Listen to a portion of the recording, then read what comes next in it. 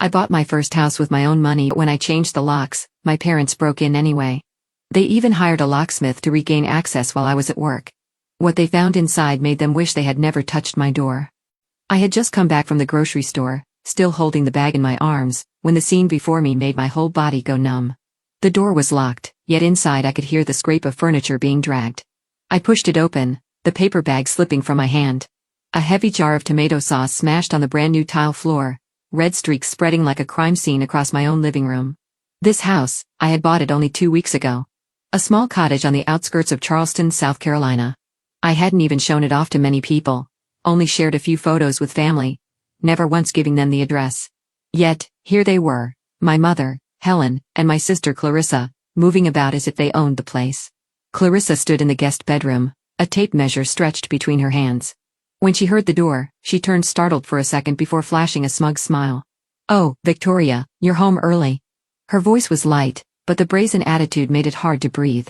I stepped past the splattered sauce, my shoes sticking to the floor, and stared straight at them. "What are you doing in my house?" My mother emerged from the living room, still fussing with the sofa. She spoke casually, as if nothing was out of the ordinary. "I thought you'd be at work until 5 p.m. Your sister and I just stopped by to see how things might be arranged better." I gripped my keys tighter, my heartbeat racing. I never gave anyone a key. "How did you even get in here?" Helen waved dismissively, brushing it off. "Last week, when I came by, I borrowed your keys to use the restroom. I just had a copy made for emergencies." "You worry too much." A chill ran through me. Clearly, she had planned this all along. Clarissa, still clutching the tape measure, didn't even look ashamed. "This place has 3 bedrooms, and you're living here alone. It's such a waste. My kids are crammed into that tiny apartment. This house makes more sense for us."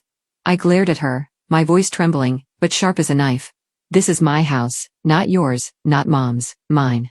Clarissa frowned, pretending concern. "You can't be serious. You really plan to live here all by yourself?" I strode forward and yanked the spare key from her hand. Her fingers tightened, then gave way. Something ignited inside me in anger I'd never felt before. My mother pressed a hand to her chest, sighing as if she were the victim.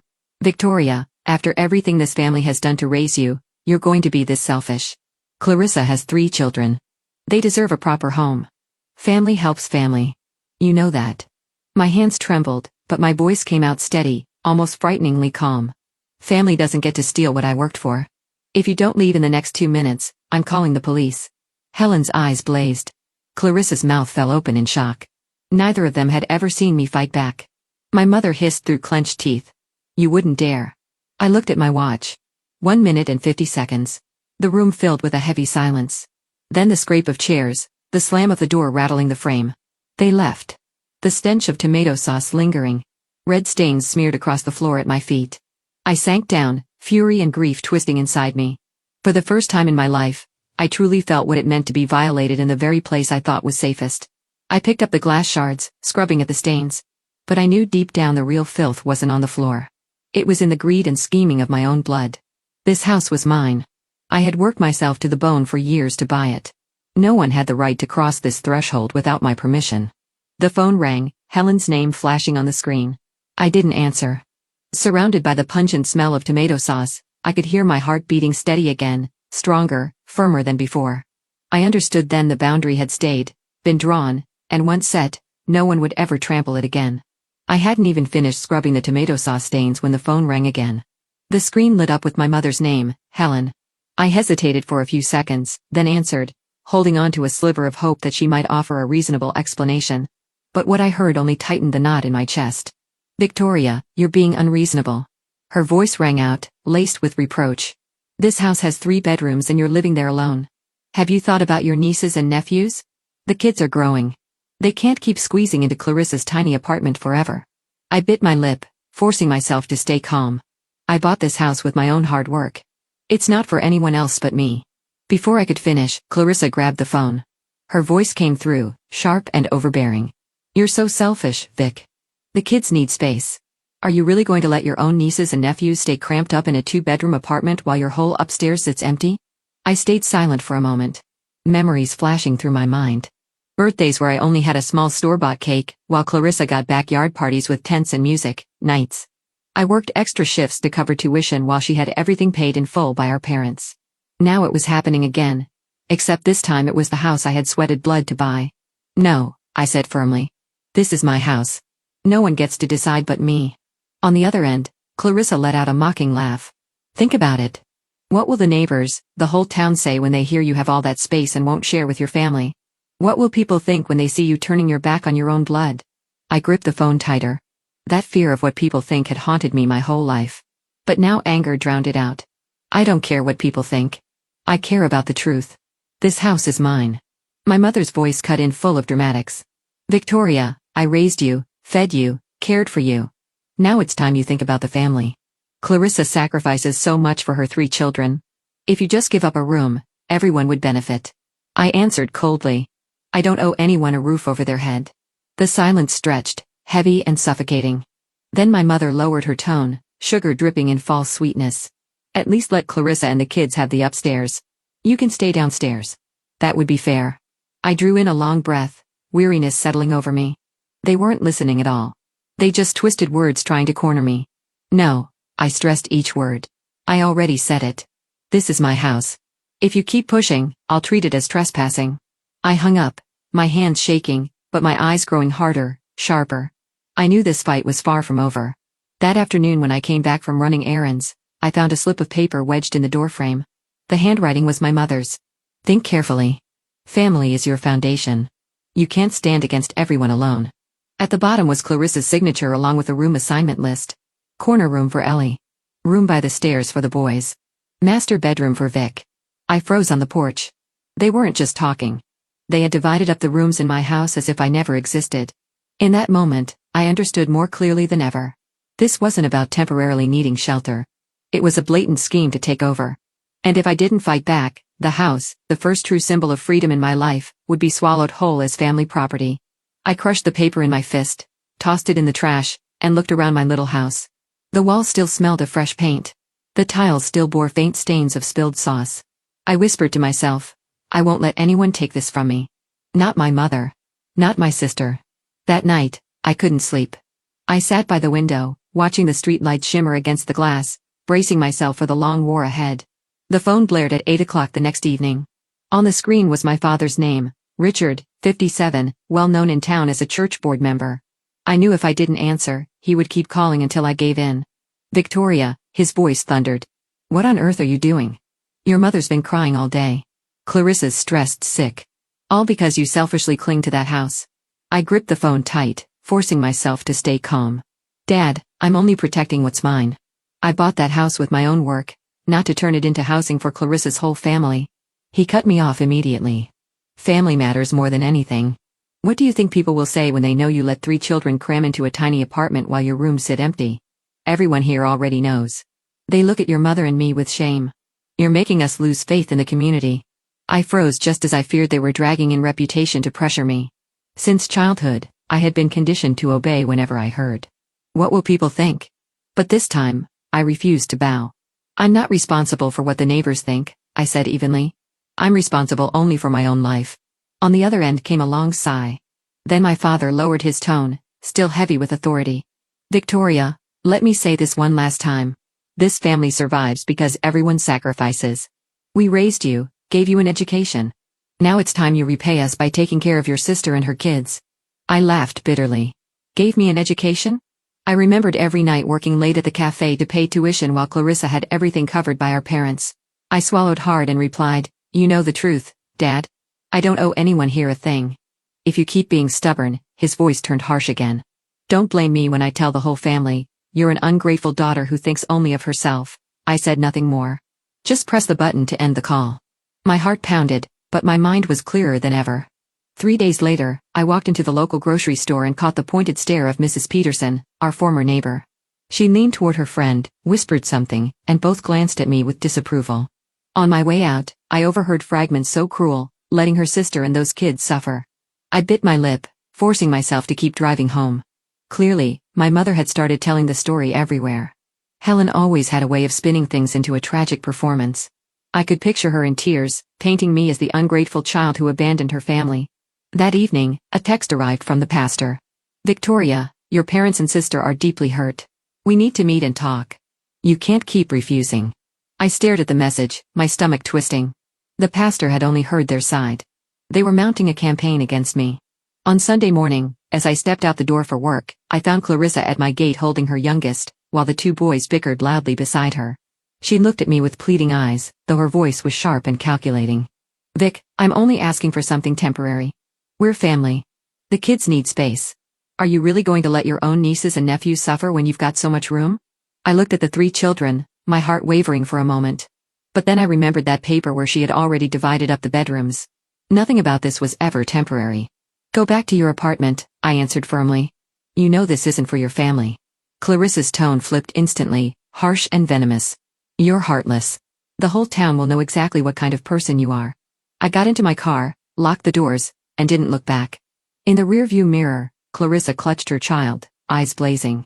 The sight only hardened my resolve. This time, I would not give in. That night, Dad called again. This time, his voice was calm in a chilling way. "Victoria, if you don't change your mind, I'll have a lawyer look into making this joint property. Do you think you can handle the consequences?" I clenched the phone, feeling the ground tilt under me. They didn't just want to shame me, they wanted to drag me into legal traps. But deep inside, I knew if I didn't stand firm, they would take everything. I looked around the quiet house, once my symbol of freedom. I whispered to myself, "Number, this Victoria won't back down again." In the dark, I began thinking of the next steps, not just to protect a house, but to finally truly stand up to my family. One weekday morning, I poured myself a hot cup of coffee and sat down at the kitchen table. My phone buzzed with a Facebook notification from my sister, Clarissa. I had already blocked most of her posts, but this time an old friend had tagged my name in the comments. Curious, I tapped it open. The image nearly made me drop my cup. Clarissa's 3 kids were crammed into a cluttered tiny room. The caption, written 3 weeks earlier while I was still finalizing my mortgage paperwork, stabbed me like a knife. "The kids are finally getting a bigger home. Thank the Lord, family always comes first." My hands shook as I scrolled through the comments. A friend asked, "So, which room will Amelia get?" Clarissa responded proudly, "The blue one with the garden window. It has such great light. The boys will share the room across the hall. My mom says we should keep the downstairs room for guests." I went numb.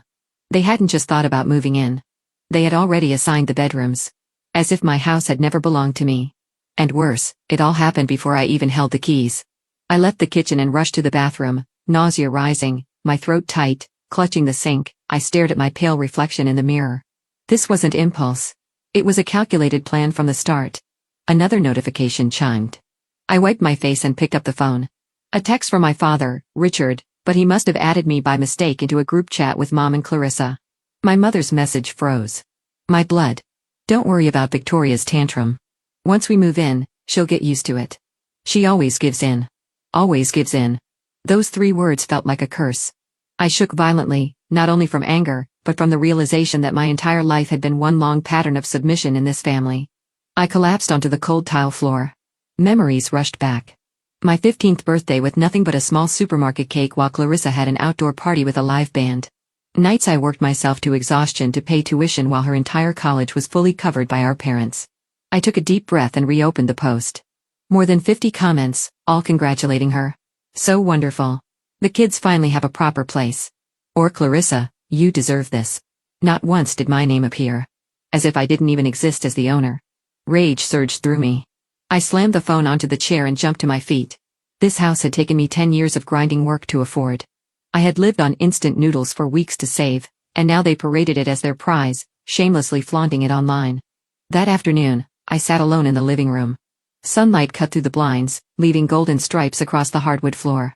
I gazed around at the little house, the place I once thought would be the start of a peaceful, independent life.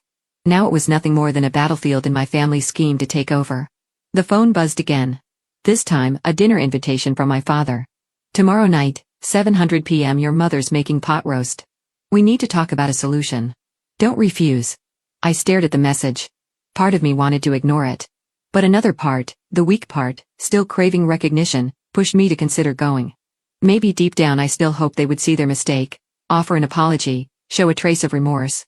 But in my heart, I knew that dinner would not be an apology. It would be an ambush. And this time, I, Victoria, had to be ready to face them. No longer the one who always gives in. Dinner at my parents' house turned out exactly as I had feared. Not a place for reconciliation, but a trap. I had barely sat down, not even touched my fork, when my father, Richard, slid a folder across the table. Inside were listings for 5-bedroom houses near Clarissa's kids' school. My mother, Helen, smiled stiffly, stirring her iced tea. "We've talked it through. You transfer your house and we'll all chip in for a bigger place. Everyone will be happy." I said nothing. Just closed the folder and set it neatly in front of me. I knew if I objected out loud, they'd paint me as ungrateful. And sure enough, the very next morning, their smear campaign began. The first neighbor I ran into was Mrs. Peterson, standing squarely in my driveway. She narrowed her eyes, her tone half scolding, half disdainful. "Victoria, I heard you won't even give your sister and the kids a place to stay. People say you've got 3 bedrooms sitting empty. That's shameful." I froze, then realized the only possible source was my mother. I forced a smile and replied briefly, "That's a private matter, ma'am." But the rumors didn't stop. By the afternoon, the church pastor called, voice stern. "Victoria, I've heard from your parents. Family is sacred. You should reconsider before you disappoint the community."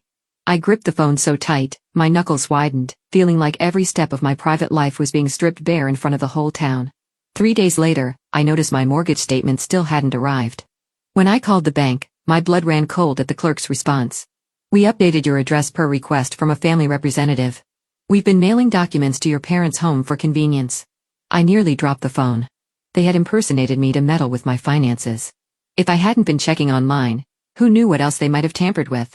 Before I could recover, an email arrived from the Homeowners Association accusing me of operating an unauthorized business out of my residence. I let out a bitter laugh, obviously a fabrication from Clarissa or my mother. I sent a formal response with proof my job was fully remote and harmless, but the sense of being cornered was suffocating. That night, a colleague messaged me. "Vic, did you see the GoFundMe? Your picture's on it." I clicked the link and nearly hurled my phone. There on the screen was a photo of me standing in front of my house with the headline, "Housing Crisis Helped 3 Children Find a Home." The organizer's name, Clarissa. The description painted me as a selfish aunt abandoning her nieces and nephews, leaving the family destitute. I shook with fury. They weren't just invading my privacy. They were exploiting my image to beg for money. I filed a complaint with the platform, immediately attaching proof of my ownership. Thankfully, by the next day, the campaign was removed, but the damage to my reputation couldn't be erased. To many, I was already the traitor to her family. That evening, I sat in my living room under the soft glow of the lamp, my chest tight with rage. The phone rang nonstop with familiar numbers from my parents' house. I didn't answer. I thought back to every moment growing up when I tried to push back and they silenced me with family or what people will think. They were repeating the same playbook, only this time. Bigger, crueler. I walked to the wooden cabinet and pulled out a blank folder. I began writing everything down. The copied keys, the break-ins, the bank impersonation, the HOA lies, the GoFundMe scam. My hand trembled on the first page, but studied with each line. That night, for the first time, I no longer felt like a victim. I realized my family had declared open war, and if I stayed silent, I would lose everything. I closed my eyes and promised myself, this Victoria will not back down. If they want a battle, I'll show them I am no longer the girl who could be pushed around. After days of being smothered by rumors, forged letters, and that humiliating fundraiser, I realized I couldn't just sit back and hope the storm would pass. If I wanted to keep my house in my peace, I had to fight back. On Monday morning, I called a locksmith to replace every single lock. The man, Walter, about 60, gave me a pitying look as he unscrewed the old hinges. I forced a smile, hiding my exhaustion. "Please replace them all. Front door, back door, even the garage side door. I need to be sure no one but me can get in." Walter nodded silently. When he handed me the new set of keys, I felt like a piece of control had finally returned to me. That afternoon, the security company arrived to install cameras. I walked with the technician pointing out each spot: front entrance, backyard, side path. Watching those tiny red lights blink gave me a strange steadiness. If anyone dared to step past my threshold again, they'd leave undeniable evidence. That evening, I spread my growing folder of notes across the table. Each page carried proof of intrusion. My mother copying keys without permission. My father's threats. Clarissa's Facebook posts. The forged HOA email. Screenshots of the GoFundMe campaign. I arranged them in order, slid them into a black binder. I knew I needed someone who understood the law on my side. I called Ethan, a college friend, now a civil attorney in Colia. After I sketched out the situation, there was a pause, then his firm reply. "Vic, you need to send them a cease and desist immediately. That's the most official warning. From now on, don't argue. Don't engage. Let paperwork and the law speak for you." For the first time, I exhaled with relief. A real way out. 2 days later, Ethan sent me a draft. Each line cut sharp. Any act of trespass, identity misrepresentation, or defamatory fabrication against Victoria Adams will be considered harassment and a violation of the law. Future incidents will result in legal action. Reading it made me tremble, but also feel powerful. I printed it, mailed the original by certified post to my parents' home, and kept a copy tucked into my purse ready if I ever needed it. The first test came only days later. Pulling into my driveway after work, I saw Clarissa's silver SUV parked squarely in front. Through the living room window, shadows moved. I opened my camera app. The feed showed Clarissa and my mother fumbling with a key, twisting it back and forth. I didn't hesitate. I dialed the local police, reporting an attempted break-in. When the patrol car arrived, curtains in neighboring houses twitched as people peeked out. Clarissa rushed down the steps, voice dripping with melodrama. She's throwing her family out on the street. We just wanted to show the kids where they'll be living. I calmly handed my phone to the officer, showing him the live footage. It was clear they were trying keys they weren't authorized to have. The officer's face hardened. If this happens again, we'll file charges for trespassing. My mother flushed red, shouting. What kind of daughter calls the police on her own mother? You'll be branded ungrateful across this whole town.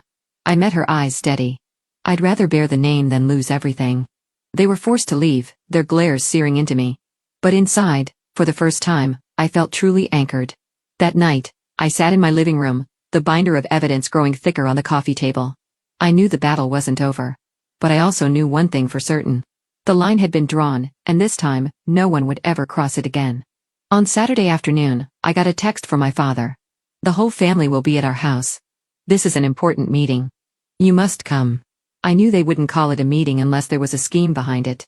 Part of me wanted to ignore it, but then I thought if I stayed silent, they'd keep twisting the story, keep painting me as the traitor. This time, I had to face them. When I arrived, the driveway was jammed. Aunt Margaret's car, Uncle Henry's truck, even Grandma Ruth's old Buick. Stepping into the living room, the tension hit me like a wall. My mother, Helen, sat at the center of the couch, Clarissa beside her with 3 kids fidgeting for sympathy. My father stood near the fireplace, arms crossed. Opposite them, every chair was filled with relatives, clearly invited to witness this trial. My father spoke first, his voice booming. Victoria, you've stirred this family long enough. Tonight it ends. My mother chimed in, eyes glistening with staged tears. You can't push your mother and sister out of your life. Blood is blood. How could you? Clarissa stared at me, her voice sharp. You have a whole house to yourself. Are you really going to let my 3 kids keep sleeping on top of each other? I felt dozens of eyes pressing into me, waiting for me to fold. Instead, I set a thick folder on the coffee table. Before anyone judges, here's the truth. I opened it, starting with documents showing I paid rent all 4 years of college, while Clarissa's expenses were fully covered by my parents. I handed them to Aunt Margaret, known for fairness, her brow furrowed as she flipped the pages. Next, I pulled out printed screenshots of Clarissa's Facebook post where she had divided up the bedrooms of their new house before I'd even signed the mortgage. I held it up. This is how my sister treated my house as her prize. Whispers rippled through the room. Uncle Henry muttered, unbelievable. I wasn't done. Opening my laptop, I played the security footage. Mom and Clarissa jamming a key into my lock, confronted by the police on my porch. Gasps filled the room. Grandma Ruth covered her mouth, eyes watering. And this, I said firmly, is what they call the visit. It's trespassing. Clarissa's face drained of color. She stammered. You're twisting this. We were only in here. I cut in, holding up a copy of Ethan's cease and desist letter proof. I had no choice but to use the law to defend myself. The silence was so sharp I could hear the clock ticking. I took a breath, then laid it down. I've made my decision. I'm selling my house in Charleston. I've accepted a position at my company's branch in Arizona. Next month, I'm moving. Shock rippled across the room. My mother shot to her feet, shrieking. You would abandon this family? I met her eyes. I'm not abandoning. I'm escaping oppression. My father's face burned red. You'll regret this. No one here will stand with you. I slid the folder toward the relatives and gave a cold smile. Really? Aunt Margaret, Uncle Henry, Grandma Ruth read it all. See the truth you've been blind to. Aunt Margaret's voice cut the air. I see. Helen Richard, is it true you made Victoria pay rent while giving Clarissa everything free? My mother stammered, unable to answer. Grandma shook her head, whispering, this is wrong. Clarissa burst into tears, screaming that I was cruel. But this time, no one rushed to console her. The eyes in the room shifted from judgment to doubt to anger at the injustice revealed. I stood, gathered my papers. Before leaving, I turned back. This isn't just about a house. It's about my right to live my own life. And I won't let anyone steal that again. The door closed behind me, but murmurs still echoed. I knew from that moment the story of the ungrateful daughter had begun to crack. For the first time, truth was on my side, and the entire family had no choice but to witness it. 3 weeks after that confrontation, my phone rang. It was Alice, the real estate agent in Charleston. Her voice brimmed with excitement. "Victoria, I have great news. Your house just sold for $25,000 over asking. Cash buyer wants to close in 30 days. For a moment, I went silent. All the pressure, exhaustion, and tears from the past months lifted off my shoulders. I nodded firmly. I accept. The contract was signed quickly. Standing in my living room, I looked at the white walls, remembering the nights I stayed up scrubbing stains after my mother and Clarissa broke in. Now the house was no longer a place of violation, but the springboard for a new start. Arizona welcomed me with a blazing sun and endless blue skies. Tucson was smaller than Charleston, yet it felt wide open, full of freedom. My company had arranged a temporary apartment near the branch office. On my first day, my new coworkers greeted me with genuine smiles. No suspicion, no judgment. One of the first to approach was Sophia, the HR manager around 40, with a warm voice. "We've heard great things about your work at headquarters. We're so glad you chose to move here." Her sincerity struck me. Here, no one knew me as the selfish Adam's daughter. They saw me simply as Victoria, a capable employee, an independent woman. That first weekend, I joined coworkers on a trip to Saguaro National Park. At sunset, surrounded by towering cacti and laughter around the campfire, I realized I no longer felt like an outsider. Mark, a young colleague, leaned over. "Victoria, I admire how you left everything behind to start fresh. Not many people have that courage." I smiled at the horizon. Sometimes to find yourself, you have to be willing to let go. Soon I settled into my own rhythm.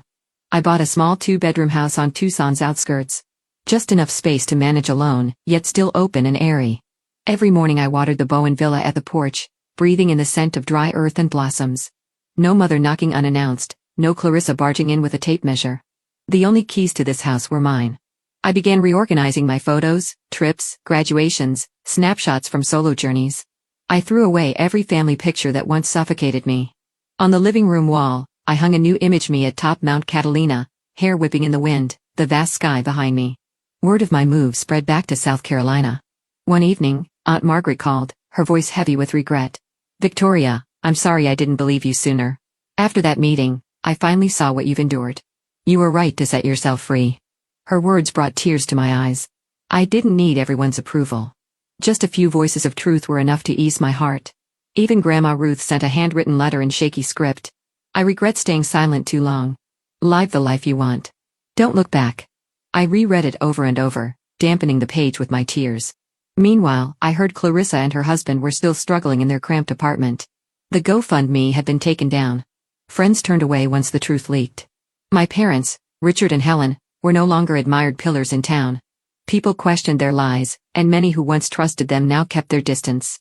I felt no glee, no pity. It was simply the result of their own choices. 1 year later, on my 32nd birthday, I hosted a small garden party at my Tucson home. Friends and coworkers brought apple pie, wine, and flowers. Laughter filled the yard. I raised my glass, looking at the glowing faces, people who owed me nothing, demanded nothing, yet stood beside me with genuine respect. I said firmly, "Here's to homes that truly belong to us and to the families we choose." Glasses clinky-ducked in the warm evening air. In that moment, I knew I had stepped out of the shadow of control. I was no longer weak Victoria, the daughter who always gave in. I was Victoria, the woman writing her own life. And this time, I would never hand it over to anyone else again. Victoria's story reflects a reality many people face. Being belittled, exploited, and controlled by their own family. Yet, her choices reveal another path. Setting firm boundaries, using the law for protection, and seeking a community that values her true worth. In real life, anyone caught in the cycle of unconditional sacrifice can learn that kindness must come with limits. Freedom, peace, and happiness only arrive when we have the courage to say no and build life on our own terms. What do you think about Victoria's turbulent journey from being controlled to taking ownership of her life?